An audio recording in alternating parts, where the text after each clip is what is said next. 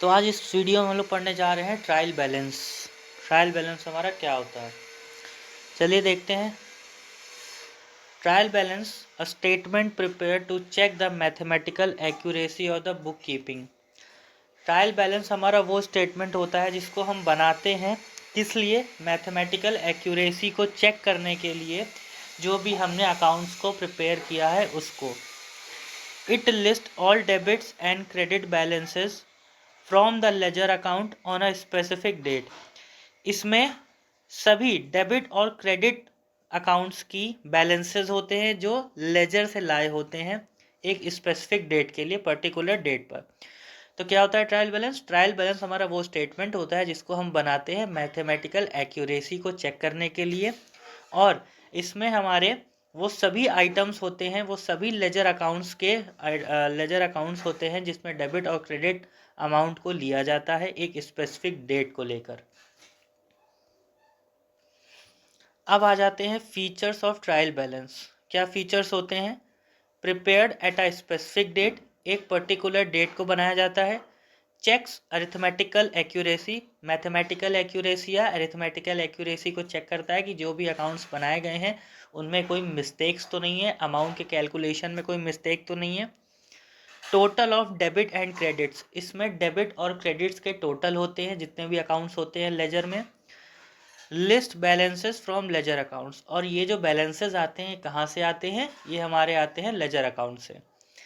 तो क्या फीचर होते हैं? एक तो स्पेसिफिक डेट को बनाया जाता है, मैथमेटिकल एक्यूरेसी को चेक किया जाता है, टोटल होते हैं डेबिट और क्रेडिट के, और सारे बैलेंसेस हमारे लेजर अकाउंट से आते हैं।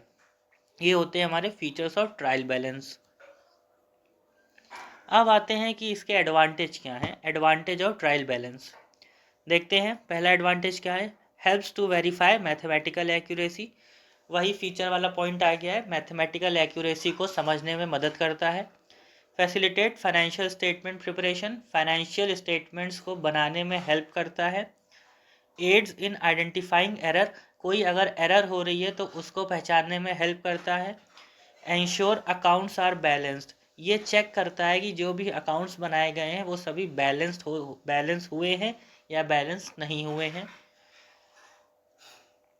अब आ जाते हैं ऑब्जेक्टिव्स ऑफ ट्रायल बैलेंस पे। Checks arithmetical accuracy, arithmetic accuracy हर जगह होगा। Ensure total debits equal to the total credits, arithmetical accuracy में ये चेक करता है कि जो भी डेबिट कॉलम है वो क्रेडिट कॉलम के इक्वल आ रहा है या नहीं आ रहा है। सेकेंड ऑब्जेक्टिव होता है हमारा detect errors, help identify mistakes in ledger posting. यह डिटेक्ट करता है कि जो हमने लेजर में एंट्रीज को पोस्ट किया है उसमें कोई मिस्टेक्स तो नहीं हुई है हमारी। फिर आते हैं preparation of financial statement, financial statement के प्रिपरेशन में हेल्प करता है। क्या करता है? Act as a base for creating trading account, PL account and balance sheet. ये एक बेस की तरह हेल्प करता है ट्रेडिंग अकाउंट को बनाने के लिए, प्रॉफिट लॉस अकाउंट बनाने के लिए और बैलेंस शीट को बनाने के लिए।